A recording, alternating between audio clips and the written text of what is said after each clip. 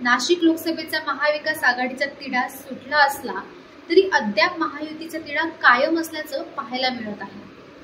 नाशिकच्या जागेसाठी विद्यमान खासदार हेमंत गोडसे इच्छुक असून त्यांनी मुख्यमंत्री एकनाथ शिंदेची दोनदा भेट घेऊन नाशिकची जागा आपल्यालाच मिळावी असा आग्रह धरला आहे। तर महायुतीकडून नाशिकच्या जागेसाठी मंत्री छगन भुजबळ यांचं नाव निश्चित झाल्याचं सांगण्यात येत असून आज किंवा उद्या त्यांच्या उमेदवारीबाबत अधिकृत घोषणा होण्याची शक्यता आहे। त्यामुळे खासदार हेमंत गोडसे उमेदवारी न मिळाल्यास बंडखोरीच्या पवित्र्यात असल्याचं सांगितलं जात आहे।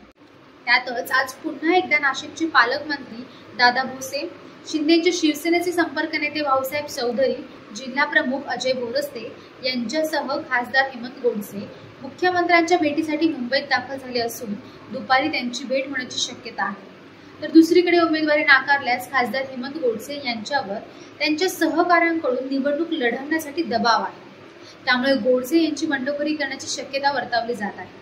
असे झाल्यास महायुतीला बंडाचे ग्रहण लागणार असून गोडसे यांनी बंडखोरी केल्यास त्यांचा फायदा कुणाला आणि तोटा कुणाला याचं गणित कार्यकर्त्यांकडून मांडण्यात येत आहे।